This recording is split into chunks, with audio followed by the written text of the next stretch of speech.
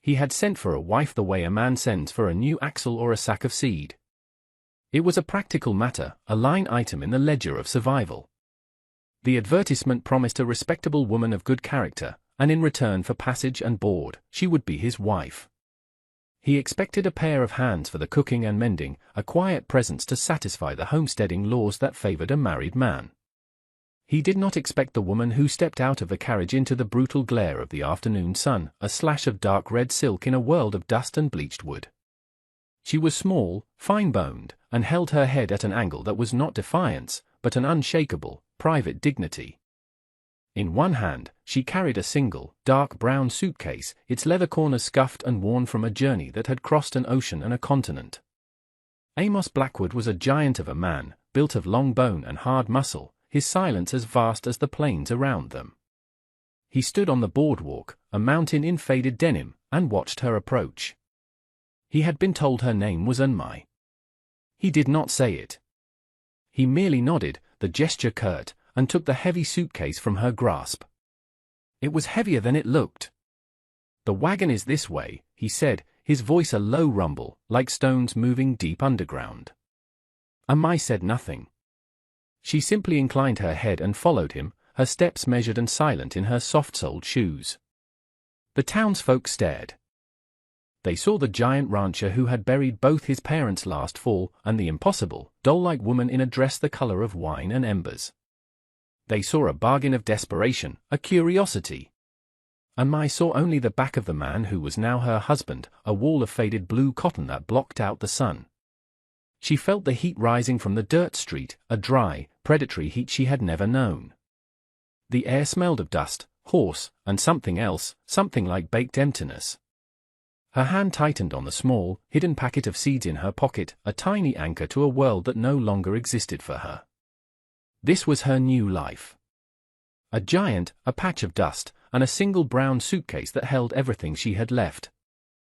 The ride to the ranch was made in a silence that felt heavier than her suitcase. Amos handled the team with an economy of motion, his large hands gentle on the reins. Beside him, his younger sister Martha sat rigid, her arms crossed tight against her chest. She was perhaps 15, with Amos's height in her frame and a raw, defensive anger in her eyes. She had not said a word of greeting, had only stared at Unmai with open hostility. Unmai did not try to speak. She watched the landscape unfold, a vast, sun-scorched canvas of brown and pale yellow, the sky a pitiless, empty blue. It was a hungry-looking land. The farmhouse was much like the man, solid, spare, and weathered. It was clean, scrubbed bare, but a deep loneliness clung to the walls. It was in the way the second rocking chair on the porch sat perfectly still, and in the stark arrangement of the main room, which held a table, 3 chairs, and little else. Grief was the fourth resident of this house, an invisible presence that took up all the air. Amos set her suitcase down just inside the door.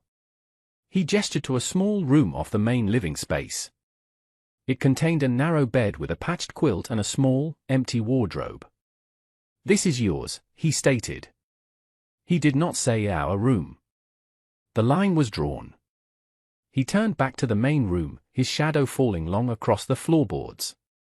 "You cook. You clean. The house is yours to run. The well is out back. The woodpile is there." He pointed through the open door. "Martha will show you the larder." It was not a welcome. It was a list of duties. Unmai gave a small, formal bow of her head. It was more than she'd had. It was shelter. It was a start. Her gaze fell on her suitcase. She did not unpack it. She pushed it against the wall beside the door of her new room, a silent testament that this arrangement was conditional, that her belonging was not yet earned. It sat there as a reminder of how quickly everything could be swept away. That evening, as the sun bled across the horizon, a scruffy, one-eyed barn cat appeared at the kitchen door, its gaze cynical. It watched her for a long moment, then gave a short, demanding meow. Unmai looked from the cat to the silent man and his silent sister, and understood this was the only welcome she was likely to get. Unmai began her work the next morning before the sun had fully risen. She moved with a quiet efficiency that was its own language. There were no grand gestures, just an accumulation of small, deliberate acts. One small thing at a time. The house was already clean, but she aired out the quilts and blankets, letting the fierce sun bake the lingering scent of sickness and sorrow from them. She swept the porch, her broom making a soft, rhythmic shushing sound in the pre-dawn stillness. Her first meal for them was a revelation. The larder was sparse, holding flour, beans, and salted pork. But Mai had seen the wild, hardy herbs growing near the creek bed, plants the Blackwoods had always considered weeds. She stewed the beans with slivers of pork and these strange greens, and the result was a fragrant, savory dish that tasted of more than just subsistence. Amos ate his portion without a word, his expression unreadable. But he cleaned his plate. Martha picked at hers, suspicious. "My mother used to just boil the beans," she said, the words a small, sharp stone thrown into the silence. And Mai did not reply. She simply ate her own small portion, her eyes downcast. In the following days, she continued her quiet transformation of the household. She found Amos's work shirts, the cuffs frayed and the elbows worn thin. Her stitches were tiny and perfect, a nearly invisible web that gave the tired fabric new life. She organized the larder, her precise arrangements creating an illusion of plenty from scarcity. And in a small, protected patch of earth behind the house, she turned the soil. From the precious, all cloth-wrapped packet she had carried across the world, she planted her seeds. Strange, wrinkled seeds for melons that could grow in sand, and tiny black seeds for a leafy green that thrived in heat. She watered them with the dishwater she saved, every drop precious.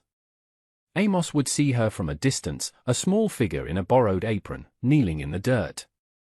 He noticed the better bread, the repaired tack, the way the house was beginning to feel less like a tomb. He said nothing. But the silence in the house was changing. It was still quiet, but it was no longer the dead quiet of despair. It was becoming a quiet of observation. Martha was the last bastion of the old misery. She circled Mai with the wary energy of a half-wild colt, ready to shy at any sudden move. She was the keeper of her mother's memory, and she saw every new dish, every mended shirt, as a betrayal. "My mother kept the flour in a bin, not in sacks," she would declare. Or, "We always used the blue-flowered plates for supper," and Mai would simply nod and continue her work. She never argued, never defended. Her patience was a smooth, unbreachable wall against which Martha's adolescent anger repeatedly broke. The turning point came on a blistering afternoon. Martha was helping Jessie, the lanky, quiet ranch hand, fix a section of broken fence. Her hand slipped, and the sharp edge of a stray wire sliced deep into her palm. She came into the house, white-faced, blood-welling and dripping onto the floorboards. "It's nothing," she insisted, her voice tight with bravado. Amos was miles away, checking on the herd. Mai took one look at the wound and moved. She sat Martha down, her touch gentle but firm. She washed the cut with clean water, then went to the small herb garden she was tending. She returned with a few crushed leaves, dark green and pungent. She made a poultice and bound it tightly to Martha's hand with a clean strip of cotton. "It will sting," Mai said softly. It was one of the few full sentences she had spoken to the girl. It did sting, but within minutes, the deep, throbbing ache began to subside. By evening, the swelling was down. The next day, the cut was clean and already beginning to heal, with none of the angry red that usually followed such wounds. Martha looked at her hand, then at Mai, who was kneading dough at the kitchen table. The hostility in the girl's eyes was gone, replaced by a grudging respect. That afternoon, she walked out to the garden. "What is that?" she asked, pointing to the strange, spiker-leaf plant Mai had used. Mai told her its name, a word that sounded like music and stone. From that day on, Martha's questions changed. They were no longer challenges, but requests. "Can you show me how you do that stitch? What are those melons called?" The house was still quiet, but now, it was a quiet that listened. Even Jessie, who rarely spoke more than 2 words at a time, started tipping his hat to Mai when he saw her. Trust was being won, one small, silent act at a time. The quiet reciprocity began in objects, not words. One morning, Anmai went to move her suitcase and found the handle, which had been frayed and threatening to break, was no longer damaged. It had been carefully repaired, wrapped in a new, supple piece of dark leather, the stitching wide but strong. It was Amos's work. She knew the look of his stitches from the saddles he mended in the barn. He had done it in the dead of night, a silent acknowledgement of the one object that symbolized her tenuous position. He had fortified her means of leaving, a gesture that paradoxically made her feel more rooted. A few days later, another change. Anmai owned a single, fine porcelain teacup, thin and delicate, that she had carried in her luggage. Each morning, she would drink her tea from it while Amos had his coffee from a thick ceramic mug. One morning, she came to the table to find her cup already there, set beside his. He was pouring hot water into it from the kettle. He did not look at her, did not say a word, but the message was clear. A second place was being made. It was into this fragile, thawing piece that Mr. Davies arrived. He was the banker from town, a man whose clothes were too fine for the dust, his smile too smooth. He rode up in a polished buggy, tying it to the rail with a flourish. "Amos, my boy," he said, clapping Amos on the shoulder. "Just checking in. Worried about you out here." With this heat his eyes swept the property, a quick, calculating glance that missed nothing. He nodded politely to Anmai, a smile that did not reach his eyes. "And the new bride," he said, his tone laced with a faint, dismissive pity. "Another mouth to feed, I suppose." Times are hard enough. He and Amos spoke on the porch for a long time, Davies's voice a low, concerned murmur, Amos's responses clipped monosyllables. Anmai stayed inside, but she heard the words note, overdue, and drought. Later that week, while tidying the small, roll-top desk that had belonged to Amos's father, her fingers brushed against a thick, leather-bound ledger. She could not read the English script, but she understood columns of numbers. As she dusted the cover, a page fell open. Near the bottom, a sum had been aggressively circled in faded ink. Beside it was a question mark. She traced the numbers. Then she remembered a notice from the bank that Amos had left on the mantelpiece. She held the memory of the two sets of figures in her mind. They were not the same. Something was wrong. The summer deepened its hold, a malevolent presence that leached the color from the sky and the life from the land. The sun was a hammer, beating down day after day. The creek that bordered the Blackwood property slowed to a muddy trickle and then vanished, leaving a cracked, sun-baked scar. The water level in the well dropped daily, each bucket hauled up seeming shallower than the last. The grass in the pastures turned to dry, brittle straw, and the cattle grew thin, their ribs showing like hoops on a barrel. Amos was a ghost, gone before dawn and back after dusk, his face a grim mask of dirt and exhaustion. He spent his days hauling water from a distant spring and searching for any patch of grazing he might have missed, fighting a losing battle against the sky itself. The mood in the house grew tense. Hope became a rationed commodity, like water. Yet, in the midst of this slow-motion disaster, one small patch of green thrived. Anmai's garden, tucked in the meager shade of the house, was an oasis of defiance. The strange, pale melons she had planted swelled on their vines, and the tough, dark leafy greens grew with a stubborn persistence. She had known this kind of heat, this kind of thirst. She watered the plants with the grey water from washing dishes and clothes, an act of radical economy that Martha had first found strange but now understood. The garden was not just a curiosity anymore. It was their survival. As the weeks wore on and the larder dwindled, the stews she made were filled with the garden's bounty. The crisp, watery flesh of the melons was their only sweetness, their only relief from the oppressive heat. Amos would come in from the fields, his shoulders slumped in defeat, and find a plate of food that tasted of life. He still said nothing, but he would watch her as she moved about the kitchen, a quiet, unyielding force against the vast, consuming drought. One evening, with the air still thick and hot long after sunset, Martha found Anmai in her garden, gently turning the soil around the base of a plant. The girl had grown quieter in recent weeks, her youthful certainty eroded by the harsh reality of their situation. "How did you know?" Martha asked, her voice soft. "How did you know to plant these things?" Nothing else is growing, and continued her work for a moment, her hands moving with practiced care. She sat back on her heels and looked not at Martha, but out at the parched land stretching away into the twilight. "My home," she began, her English slow, each word carefully chosen. "Sometimes, the rain does not come." For a long time she paused, searching for the right phrasing. "We learn what grows with no water. Or we do not eat." She then told a story, not for sympathy, but as a simple statement of fact. She spoke of a village, of a dry season that stretched into a year, of the desperation that followed. She described watching her own mother do what she was doing now, saving every drop of water, cultivating plants that others deemed weeds, finding nourishment where it seemed none could exist. She spoke of hunger not as an abstract concept, but as a physical presence, a cold ache in the belly that taught lessons no book ever could.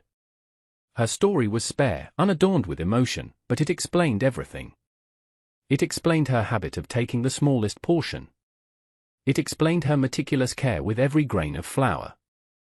It explained her silence, which was not emptiness, but the trained composure of a survivor. Martha listened, and for the first time, she saw Amai not as a replacement for her mother, but as a woman forged in a fire she could barely imagine. Later, she repeated the story to Amos, and the great, silent man finally began to understand the true nature of the woman who now shared his roof.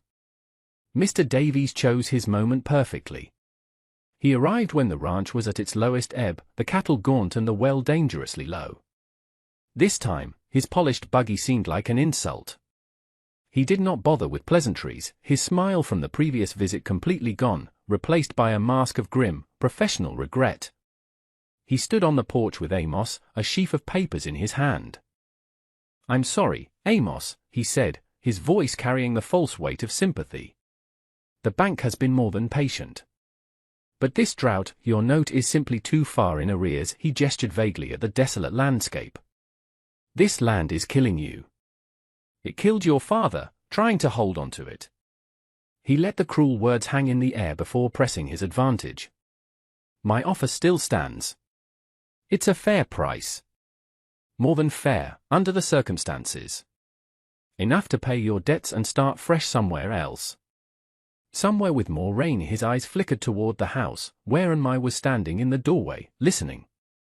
He saw her small garden, a patch of defiant green in the overwhelming brown. "Growing weeds won't pay the bills, son," he said, his voice hardening slightly. The threat was no longer veiled. It was calm, it was reasonable, and it was absolute. Amos stood like a statue, his hands clenched into fists at his sides. He was trapped. The land was his only inheritance, the sum of his father's life and his own. To lose it was to fail them completely. The despair rolled off him in waves, so thick it was almost visible in the shimmering heat. He said nothing, but his silence was the sound of a man breaking. Amai watched him, her own expression unreadable, her mind working, connecting the polite man from the first visit to the predator standing before her now. That night, the house was suffocatingly quiet. Amai waited until Martha and a silent, defeated Amos were asleep. Then she lit a single candle and went to the old desk. She retrieved the ledger and the foreclosure notice Davies had left. The numbers swam before her eyes, a language she was only beginning to understand. She needed help. The next day, she approached Martha, holding the ledger. "For my English," she said, her voice soft. "Please read the words for me." A wary but willing, Martha sat with her at the kitchen table. Amai would point to a column header, and Martha would read, date, payment, interest, balance. Amai copied the English words onto a scrap of paper, then copied the columns of numbers from the ledger and the bank's notice side by side. Slowly, painstakingly, a story of theft began to emerge. The interest rate on the bank's notice was nearly double what was recorded in her father-in-law's careful script. There were service fees and drought surcharges, phantom costs that appeared out of nowhere and compounded with predatory speed. "What is this word?" Amai asked, pointing to a notation in the old ledger. "Discrepancy," Martha read. "It means, something is wrong." A mistake. As she put the ledger away, Amai's fingers brushed against something tucked deep within its pages, a folded, yellowed letter. It was a copy of a letter Amos's father had written to the bank. In it, he politely but firmly questioned the very same fees and interest calculations that were now being used to ruin his son.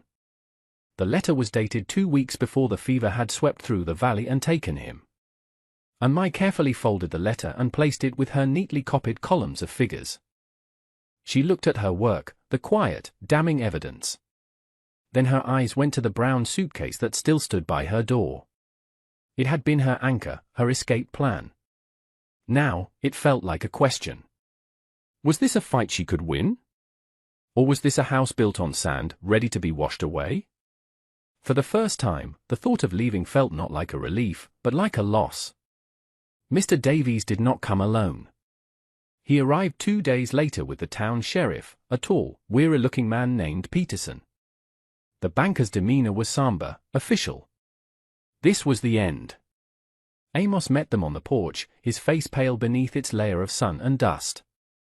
He looked like a man already condemned, his shoulders slumped, the fight gone out of him.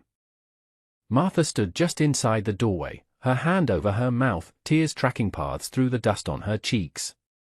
Amos, Davies said, his voice pitched for the sheriff's benefit. I am truly sorry it has come to this. He held out the final foreclosure papers.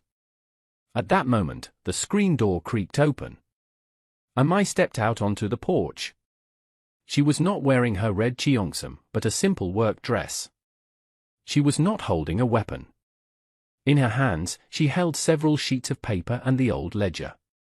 She walked past her husband, her expression serene, and stopped not before Davies, but before Sheriff Peterson.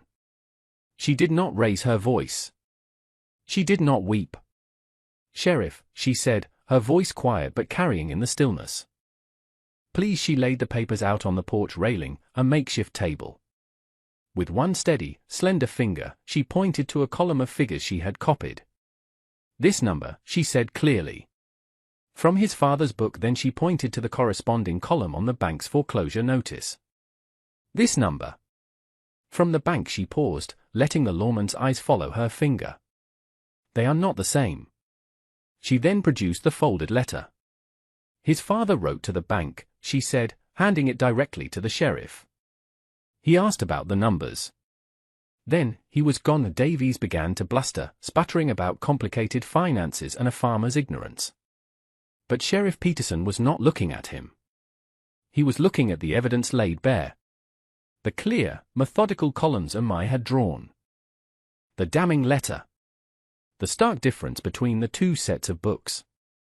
It was not a complex fraud, but a simple, brutal one, preying on grief and isolation. The sheriff slowly folded the papers and tucked them into his coat. He looked from the evidence to Davies's sweating, florid face, and his own expression hardened. I think, he said, his voice flat, that you and I need to ride back to town, Mr. Davies. We have a lot to discuss at my office. They left. The dust from their departure settled. The threat, which had hung over the ranch like a thunderhead, had simply evaporated into the hot, dry air. On the porch, there was only silence. Amos turned and looked at his wife. He did not see the mail-order bride, the foreign woman, the extra mouth to feed. He saw the person who had quietly, methodically saved him. He saw her strength, her intelligence, her unyielding core of honor. His gaze moved from her face to the old brown suitcase, still sitting just inside the door where he had left it months ago. Mai, he said. It was the first time he had said her name with anything more than politeness. It now held a different weight entirely. That belongs in our room now. It was not a flowery declaration of love. It was a statement of fact, as solid and real as the ground beneath their feet. A place had been made. Belonging was no longer conditional. Mai looked up at the giant, weary man, and for the first time, a true, slow smile reached her eyes, lighting them from within. Yes, she said. The suitcase would finally be unpacked. Thank you for watching.